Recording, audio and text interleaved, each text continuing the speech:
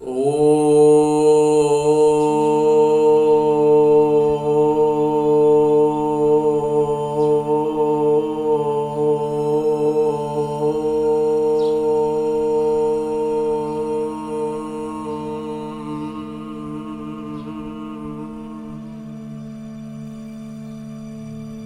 शांति।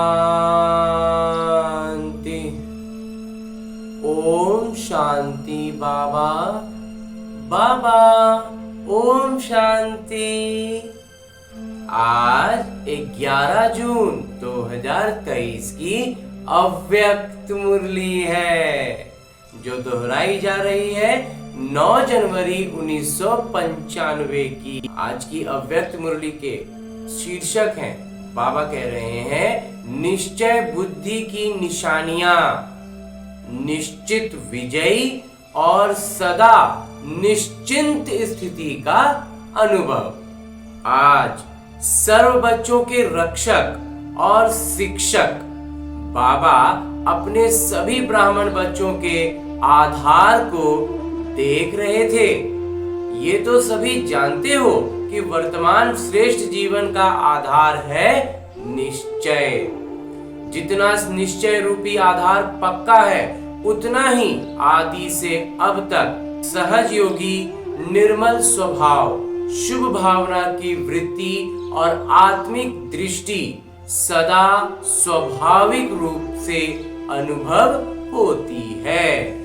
हर समय चलन और चेहरे से उनकी झलक अनुभव होती है, क्योंकि ब्राह्मण जीवन में सिर्फ जानना नहीं है कि मैं ये हूं, मैं आत्मा हूं और ये बाबा है, ये परमात्मा है। सिर्फ ये जानना नहीं है, लेकिन जानने का अर्थ है तो जानते हैं वो मानना और चलना। उस बात को मानना, अपनी स्मृति में निरंतर रखना और उसी अनुसार अपना जीवन में चलना, ये महत्व का है। बाबा देख रहे थे कि जो भी बच्चे अपने को ब्राह्मण कहलाते हैं, वे सभी ये फलक से कहते हैं, फक्र से कहते हैं कि हम निश्चय बुद्धि हैं। तो बाबा सभी निश्चय बुद्धि बच्चों से पूछते हैं, जब आप सभी कहते हो कि हम निश्चय बुद्धि विजयी हैं, तो कभी विजय और कभी हार क्यों हो जाती है? निश्चय में ही कहीं संदेह हो जाता है बाबा, तभी होगी हार। जब कभी कभी थोड़ी हलचल होती है तो क्या उस समय निश्चय खत्म हो जाता है? खत्म तो नहीं होता है बाबा, लेकिन हिल तो जाता है पूरी तरह से। पूर्ण स्मृति में तो नहीं रह पाते हैं, तभी तो गड़बड़ होती है। जब निश्चय बुद्धि सदा हो तो विजय भी सदा हो। नहीं बाबा, अभी तो सदा विजयी नहीं है कि बीच बीच में घुटका और झुटका होता है, हो जाता है बाबा बीच बीच में। निश्चय का आधार चारों ओर से मजबूत है या चारों ओर के बजाय कभी एक ओर कभी दो ओर ढीली हो जाती है। कोई भी चीज को मजबूत किया जाता है तो चारों ओर से टाइट किया जाता है ना। कोई भी चीज को मजबूत करना हो तो उसको चारों तरफ से टाइट करते हैं। अगर एक साइड भी थोड़ा सा हलचल वाला हो तो हिलेगा ना। हाँ जी बाबा, हिलेगा, और इसीलिए हम हिल जाते हैं।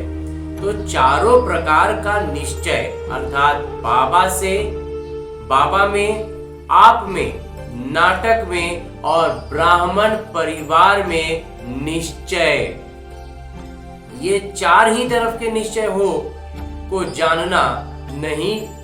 इन चार जो निश्चय बाबा ने बताए, बाबा में, स्वयं में, नाटक में और फिर ब्राह्मण परिवार में, ये चार निश्चय जो हैं, इसी को जानना है। सिर्फ जानना नहीं है, लेकिन मानकर चलना है। अगर जानते हैं लेकिन चलते नहीं हैं तो विजय डगमग होती है।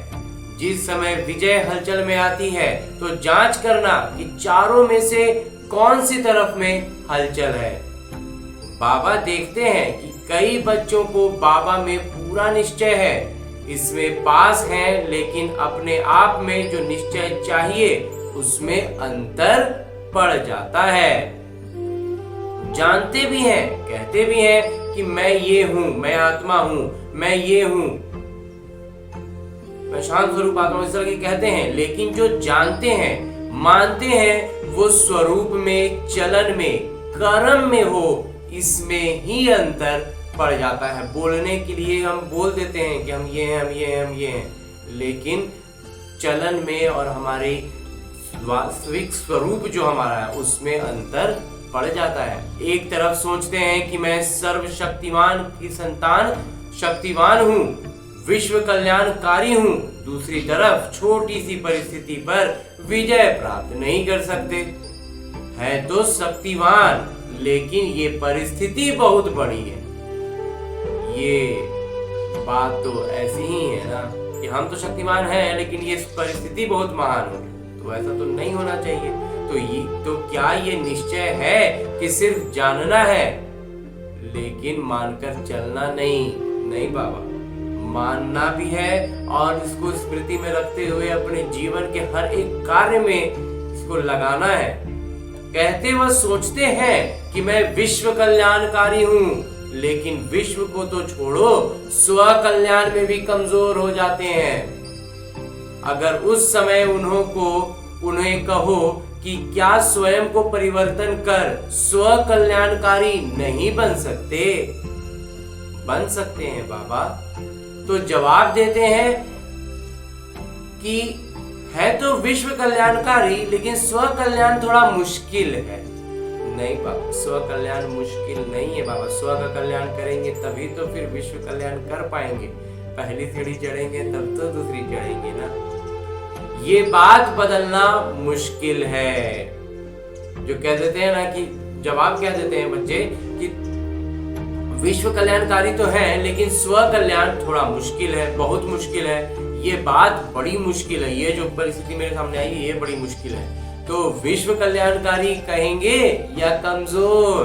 कमजोर हो गए बाबा फिर वो तो स्वयं में परिस्थिति प्रमाण, समय प्रमाण, संबंध संपर्क प्रमाण निश्चय स्वरूप में आए। ऐसे निश्चय बुद्धि की विजय हुई ही पड़ी है। जैसे सभी को ये पक्का निश्चय है कि मैं श्रेष्ठ आत्मा हूँ, इसके लिए कोई दुनिया के वैज्ञानिक भी आपको हिलाने की कोशिश करें कि आप आत्मा नहीं शरीर हो, तो मानेंगे नहीं और ही उसको मनाएंगे। इस बात का हमारा पक्का निश्चय है कि हम आत्मा है, हम शरीर नहीं है। इसमें बाबा कहते हैं हम सबका निश्चय एकदम पक्का हो गया है। कोई कितना भी समझाए, हम उसी को समझाने लगेंगे, हम नहीं समझेंगे।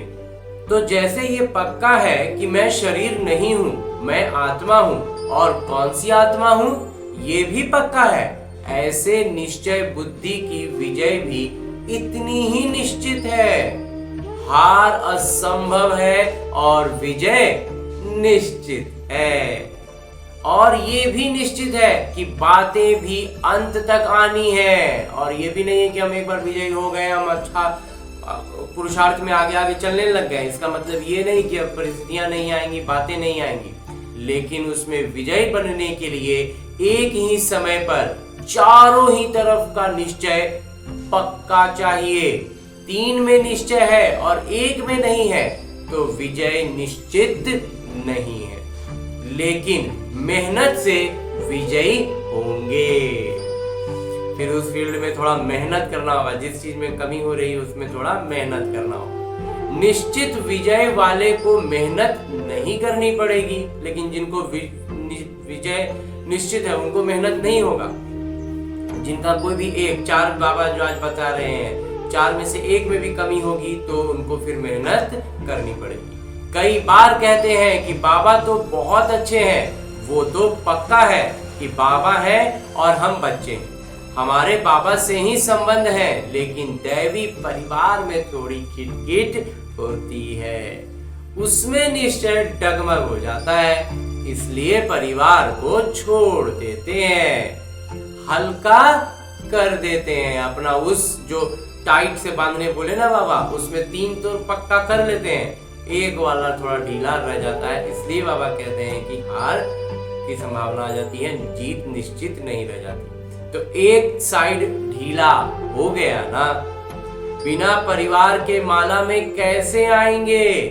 माला कब बनती है? जब पूरा परिवार एक हो, जब दाने दाने से मिलता है और एक ही धागे में पिरोए हुए होते हैं, तब ना माला बनता है।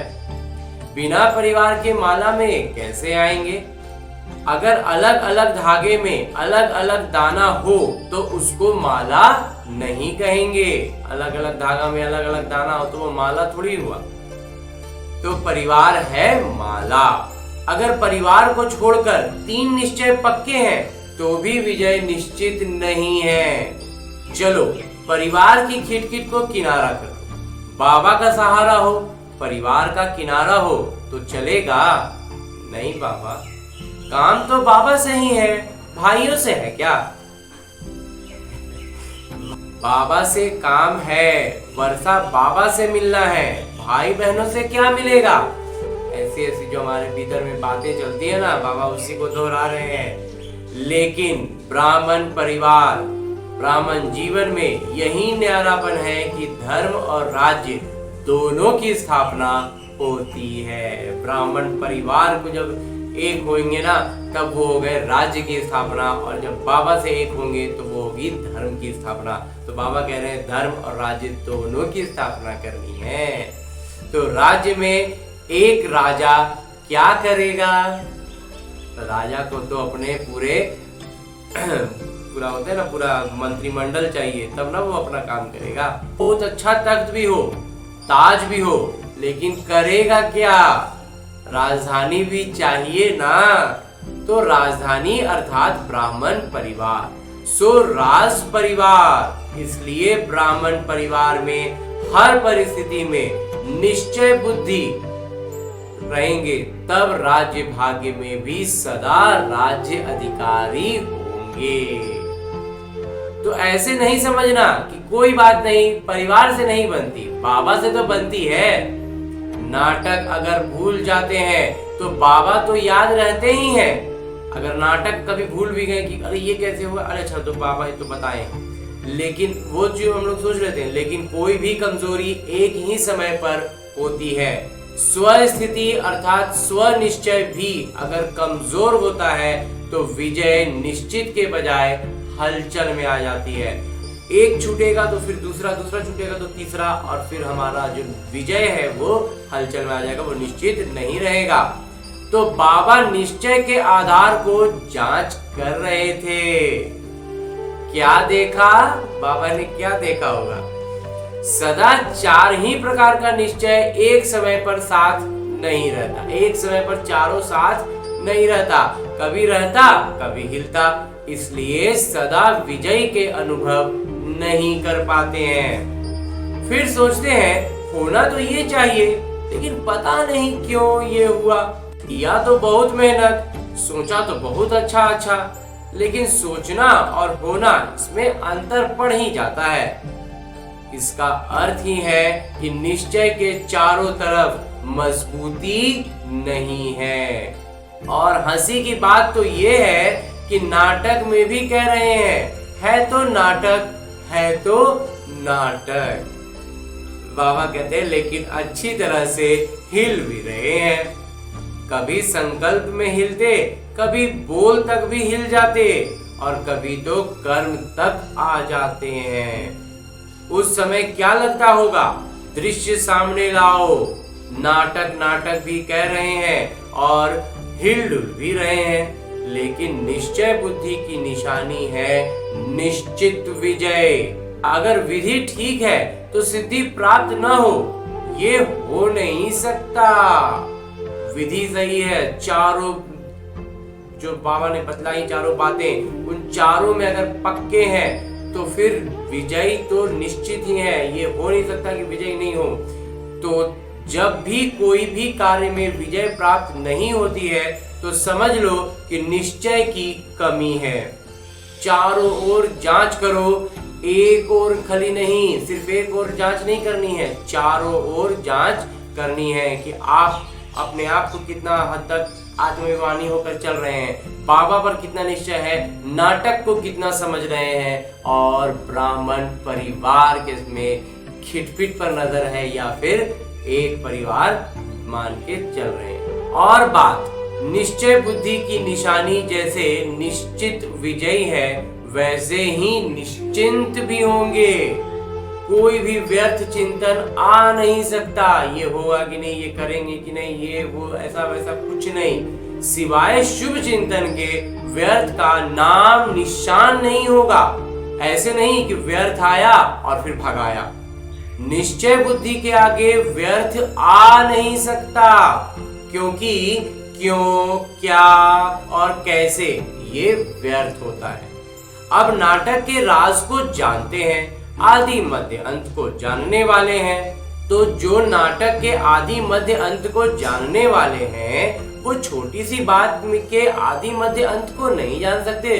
जब पूरा नाटक आदि मध्य अंत हमें बाबा ने समझा दिया, तो इन छोटी छोटी बातों के आदि मध्य अंत को हम नहीं जान सकते हैं। न जानने के कारण ही क्यों, क्या, कैसे, ऐसे ये व्यर्थ संकल्प चलते हैं। अगर नाटक में अटल निश्चय है, ज्ञान भी भरपूर है, शक्ति भी है, तो व्यर्थ संकल्प हिलाने की हिम्मत भी नहीं रखते। व्यर्थ संकल्प हिलाने के बारे में सोचेगा भी नहीं। परंतु जब हिलते हैं तो सोचते हैं, पता नहीं ये क्या हो गया। तो बाबा हंसते हैं कि नाटक के आदि मध्य अंत को जान लिया, अपने 84 जन्म को जान लिया, और एक बात को नहीं जानते। बाबा को हंसी आती है। बड़े होशियार हो, होशियारी दिखाते हो ना समय प्रति समय, रह के अपनी होशियारी दिखाने में कोई कमी नहीं छोड़ते हैं। कल्प वृक्ष के सभी पत्तों को जानते हो कि नहीं? सभी वृक्ष के आधार में बैठे हो? हाँ जी बाबा। या 7-8 ही बैठे हैं? नहीं बाबा, सब बैठे हैं। तो जड़ में बैठे हुए वृक्ष को जानते हो? हाँ जी बाबा, कल्प वृक्ष के जड़ में बैठे हैं। पत्ते पत्ते को जानते हो, और ये पता नहीं कि कैसे। बाबा को हंसी आ रही है इस बात पर। तो निश्चय की निशानियां निश्चिंत स्थिति, इसका अनुभव करो। होगा, नहीं होगा, क्या होगा, कर तो रहे हैं, देखें क्या होता है, इसको निश्चिंत नहीं कहेंगे। और फिर बाबा के आगे ही फरियाद करते हैं, आप मददगार हो ना बाबा, आप रक्षक हो ना, आप ये हो ना, आप वो हो ना। फरियाद करना अर्थात अधिकार गंवाना। अधिकारी फरियाद नहीं करेंगे, ये कर लो ना, ये हो जाए ना। तो निश्चय बुद्धि अर्थात निश्चिंत। तो ये वास्तविक निशानी अपने आप में जांच करो, ऐसे अलबेले नहीं रह जाना। हम तो हैं ही निश्चय बुद्धि, कौन सा निश्चय कमजोर है वो जांच करो और उसको बदली करो, चेंज करो। सिर्फ चेक करके छोड़ नहीं देना, जांच करके छोड़ नहीं देना है, उसको बदली भी करना है। ऐसे अलबेले नहीं रह जाना कि हम तो हैं ही निश्चय बुद्धि। कौन सा निश्चय कमजोर है वो जांच करो और उसको बदली करो, चेंज करो। सिर्फ जांच नहीं करना, बाबा ने कहा था ना, चेकर के साथ मेकर भी हो, जांच करने के साथ साथ हम रचयिता भी हैं। सिर्फ जांच करने वाले नहीं। जांच करने का अर्थ ही है एक क्षण में चेंज कर देना, चेंज हो जाना। लेकिन चेक करो और चेंज नहीं करो तो बहुत काल से स्वयं में दिल शिकस्त के संस्कार पक्के होते जाएंगे, और तो बहुत काल के संस्कार हैं, वही अंत में अवश्य सामना करते रहेंगे। जो हमेशा से हमारे जो संस्कार थे, हम फिर उसी में फंस जाएंगे और उससे अंत समय में भी वहीं रह जाएंगे। उसको जांचना है और उसको तुरंत बदली करना है। कोई सोचे अंत में तो मैं सिवाय बाबा के और कुछ नहीं सोचूंगा, लेकिन ये हो नहीं सकता। बहुत काल का अभ्यास चाहिए। अंत में अचानक से सोचेंगे तो नहीं होगा, उस समय भी संस्कार पकड़ के पीछे खींचेगा। तो बाबा कह रहे हैं कि कोई सोचे कि अंत में तो मैं सिवाय बाबा के और कुछ नहीं सोचूंगा, तो ऐसा नहीं हो सकता। बहुत काल का अभ्यास चाहिए। नहीं तो एक क्षण सोचेंगे शिव बाबा शिव बाबा शिव बाबा, और दूसरे क्षण में माया कहेगी नहीं, तुम्हारे में शक्ति नहीं है, तुम तो कमजोर हो, तुम्हारी तो युद्ध ही चलती रहेगी।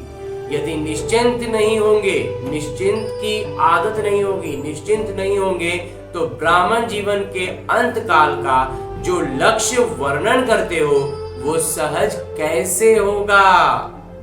और अगर अंत तक ये व्यर्थ संकल्प होंगे तो वही भूतों के यमदूतों के रूप में आएंगे, और कोई यमदूत नहीं आते हैं। ये व्यर्थ संकल्प, अपनी कमजोरियां यही यमदूत के रूप में आते हैं। और फिर यमदूत करता क्या है? डराता है। और दूसरों के लिए कहेंगे विमान में जाएंगे, अर्थात उड़ती कला से पार हो जाएंगे। कोई विमान आदि नहीं है, लेकिन उड़ती कला का अनुभव है। इसलिए पहले से ही जांच करके चेंज कर लो। कब तक करेंगे? बाबा पूछ रहे हैं कि कब तक करेंगे, कुछ एक डेट बताइए, कुछ फाइनल समय बताइए कि कब तक करेंगे। जल्दी कर रहे हैं बाबा, पूरा कोशिश अपनी तरफ से कर रहे हैं बाबा। बाबा को खुश तो कर देते हैं कि करेंगे, प्रतिज्ञा भी लिख देते हैं, लेकिन वो कागज तक ही रहती है या जीवन तक है बाबा, जीवन तक है। अच्छा, आज मधुबन निवासियों की बारी है। मधुबन वालों से तो विशेष बाबा का स्नेह है, सबसे है, लेकिन फिर भी थोड़ा सा विशेष मधुबन निवासियों से है, क्योंकि निमित्त है। फिर भी देखो आप आते हैं, खातिरदारी तो ठीक करते हैं ना। मधुबन वाले खातिरदारी करने में पास है ना। मेहमान नवाजी करना ही महानता है। जिसको मेहमान नवाजी करना आता है वो महान हो ही जाता है। सिर्फ खाने पीने से नहीं, लेकिन दिल के स्नेह की मेहमान नवाजी वो सबसे श्रेष्ठ है। चाहे पिकनिक कितनी भी करा लो, लेकिन दिल का स्नेह नहीं मिला तो कहेंगे कुछ नहीं मिला। तो मधुबन वाले दिल के स्नेह सहित मेहमान नवाजी करते हैं। करते हो ना कि कोई नीचे ऊपर करेंगे तो कहेंगे बाबा ने ऐसा ही कि, जब कोई नीचे ऊपर करेंगे तो कहेंगे कि बाबा ने ऐसा ही कहा। ऐसा नहीं करना, बाबा का नाम लगा करके नीचे ऊपर नहीं करना है। स्नेह के सागर के बच्चे हो ना, तो स्नेह कब देंगे? जब हम बाबा स्नेह के सागर के हम बच्चे हैं तो हमें भी तो लुटाना है ना स्नेह। बाबा पूछ रहे कब करेंगे? गागर के बच्चे नहीं, सागर के बच्चे हैं, बेहद। सबके पास स्नेह का स्टॉक है ना? हाँ जी बाबा, माताओं के पास भी है, कुमारियों के पास भी है, पांडवों के पास भी है। सागर है या थोड़ा है? नहीं बाबा, बहुत भरा हुआ है, भरपूर है। तो कभी क्रोध तो नहीं करते होंगे ना? कभी कभी हो जाता है बाबा, पुराना संस्कार अभी पूरा खत्म नहीं हुआ है, लेकिन प्रेम से स्नेह से उसको फिर खत्म करते हैं। जब स्नेह के सागर है तो क्रोध कहां से आया? पुराना संस्कार से आ जाता है बाबा। किसके संस्कारों को जानकर? बाबा कह रहे कि किसके संस्कारों को जानकर उस पर मुहर लगा देते हैं कि पुराने संस्कार। अभी जैसे निमित्त कह रहे थे कि पुराना संस्कार है, तो बाबा कह रहे उस पर मुहर लगाते हो, चाहे वो गलत है, लेकिन आप तो ज्ञानवान हो। बाबा कह रहे हैं वो संस्कार तो गलत है, लेकिन आप तो ज्ञानवान हो ना, आप तो जानते हो ना कि ये क्या है। लेकिन उस समय क्या कहते हैं? इसने ऐसा किया ना, इसलिए हमने भी ये कर दिया। गलत तो गलत हो गया, तो क्या कमाल की? गलत आया, गलत कर दिए, तो फिर आप क्या कमाल किए? उसने गलत किया और आपने उसका रिस्पॉन्ड भी गलत ही दिया। कई कहते हैं ना, क्रोध एक बारी करते हैं तो कुछ नहीं होता, बार बार करते रहते हैं। तो जानते हो कि जिसका स्वभाव ही क्रोध का है तो वो क्रोध नहीं करेगा तो क्या करेगा? उसका काम है क्रोध करना और आपका काम है स्नेह देना या क्रोध करना। नहीं बाबा, स्नेह देना हमारा काम है, हमारा स्वभाव में है। तो वो 10 बारी करें तो आप एक बारी तो जवाब देंगे ना। नहीं बाबा, वो 10 बार भी क्रोध करेंगे तो हमें एक बार भी क्रोध नहीं करना है। नहीं देंगे तो 20 बारी करेंगे, लेकिन बाबा फिर हमारा तर्क होता है ना कि हम नहीं जवाब देंगे ना तो वो और वो करेंगे। फिर क्या करेंगे? तो इतनी सहन शक्ति है बाबा। हाँ जी बाबा। या उसने 10 किया, आपने आधा किया तो हर्जा नहीं बाबा, हर्जा है। उसने झूठ बोला, आपने क्रोध किया, तो क्या ठीक हुआ? कुछ ठीक नहीं हुआ बाबा, गड़बड़ हो गया। फिर बड़े बहादुरी से कहते हैं झूठ बोला ना इसलिए क्रोध आ गया। लेकिन झूठ बोलना तो अच्छा नहीं लगा और क्रोध करना अच्छा है। नहीं बाबा। तो स्नेह के सागर बच्चे, स्नेह के सागर के नयन, चैन, वृत्ति, दृष्टि में जरा भी और कोई भाव आ नहीं सकता, सिर्फ स्नेह ही स्नेह। यदि थोड़ा थोड़ा जोश आ गया तो क्या उसको स्नेह का सागर कहेंगे? नहीं बाबा, कि लोटा है। बाबा कह रहे सागर है कि लोटा है। नहीं बाबा, सागर के बच्चे हैं तो हम भी सागर है। चाहे कुछ भी हो जाए, सारी दुनिया क्यों नहीं, आप भी आप पर क्रोध करे, पूरा दुनिया ही हम पर क्रोध क्यों ना करे, लेकिन हम स्नेह के सागर दुनिया की परवाह नहीं करेंगे। बेपरवाह बादशाह हो। जो परवाह थी वो पा लिया। अभी इन व्यर्थ बातों से बेपरवाह बादशाह बनना है। चेंज होने की परवाह करो। हमें परवाह करनी है जांचने की, इस बात की परवाह होनी चाहिए हमें कि हम जांच कर पाए, हम उसको चेंज कर पाए, इस बात की परवाह करनी है। लेकिन व्यर्थ में बेपरवाह रहना है। व्यर्थ की बातों में पूरा बेपरवाह कर सकते हो कि बच्चा, पोतरा, धोतरा, धोतरी थोड़ा सा क्रोध करेंगे, थोड़ा सा नीचे ऊपर करेंगे तो स्नेह के बजाय और भावना भी आ जाएगी। थोड़ा ऊपर नीचे करेंगे तो सिर्फ स्नेह नहीं बचेगा, फिर और भी आ जाएंगे। दफ्तर में जाएंगे, बिजनेस में जाएंगे, नौकर ऐसा मिल जाएगा, वायुमंडल ऐसा मिल जाएगा, लेकिन व्यर्थ से बेपरवाह बादशाह। समर्थ में बेपरवाह नहीं होना है। कोई उल्टा भी उठा लेते हैं, जहां मर्यादा होगी वहां कहेंगे बाबा ने कहा है ना कि बेपरवाह बादशाह बन जाओ। जहाँ वे कदम उल्टा कर रहे हैं वहां कह देंगे कि बाबा बोले हैं बेपरवाह बनने, तो बाबा उस बात का आज स्पष्टीकरण कर रहे हैं। लेकिन मर्यादाओं में बेपरवाह नहीं। आपका टाइटल है मर्यादा पुरुषोत्तम। ये मर्यादाएं ही ब्राह्मण जीवन के कदम हैं। हम जो एक एक कदम चलते हैं वो एक एक कदम क्या है? मर्यादाओं की कदम है। अगर कदम पर कदम नहीं रखा तो मंजिल कैसे मिलेगी? ब्रह्मा बाबा के कदम पर कदम रखो। तो ये मर्यादाएं ही कदम है। अगर इस कदम में थोड़ा भी नीचे ऊपर होते हो तो मंजिल से दूर हो जाते हो और फिर मेहनत करनी पड़ती है।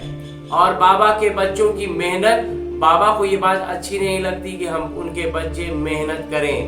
कहते हैं सहज योगी और करते हैं मेहनत। मुंह से तो कहते हैं कि हम सहज योगी है बाबा, और फिर मेहनत करनी पड़ती है। तो अच्छा लगता है क्या? नहीं बाबा। अच्छा, बाबा ने फिर थोड़ा अभ्यास कराया होगा उस समय। उसके बाद बाबा कह रहे हैं कि चारों ओर के सर्व निश्चय बुद्धि श्रेष्ठ आत्माएं, सदा निश्चित विजयी आत्माएं, सदा निश्चिंत आत्माएं और सदा श्रेष्ठ विधि द्वारा वृद्धि करने के निमित्त बनने वाली विशेष आत्माएं, सदा एक बाबा, एक बल, एक भरोसे में अचल अडोल रहने वाले समीप आत्माओं को बाबा का याद, प्यार और नमस्ते। हम रूहानी बच्चों की ओर से रूहानी बाबा को याद, प्यार और प्रणाम। धन्यवाद बाबा, धन्यवाद। मुरली के लिए भी धन्यवाद और इस अनूठे अलौकिक ब्राह्मण जीवन के लिए भी बहुत बहुत बहुत धन्यवाद। आगे वरदान है। मेरे ध्यान देते हुए मेरे बाबा कहते हैं कि दिल के स्नेह और संबंध के आधार पर, दिल के स्नेह और संबंध के आधार पर समीपता का अनुभव करने वाले निरंतर योगी भव। ब्राह्मण आत्माओं में कोई दिल के स्नेह संबंध से याद करते हैं और कोई दिमाग अर्थात ज्ञान के आधार पर संबंध को अनुभव करने का बार बार प्रयत्न करते हैं। जहां दिल का स्नेह और संबंध अति प्यारा है अर्थात समीप है, वहां याद भूलना भी मुश्किल है। वहां कहते बोले दिल में बस गए ना बाबा। जैसे शरीर के अंदर नस नस में खून समाया हुआ है, ऐसे आत्मा में निष्पल अर्थात हर पल याद समाई हुई है। इसको कहते हैं दिल के स्नेह संपन्न निरंतर याद।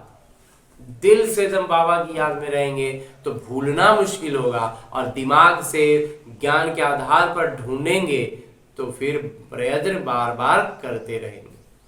और अंत में स्लोगन है, मुरली का उपदेश है कि निस्वार्थ और निर्विकल्प स्थिति से सेवा करो तब सफलता मिलेगी।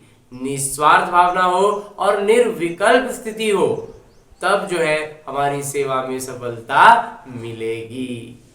अच्छा, ओम शांति बाबा। ओम।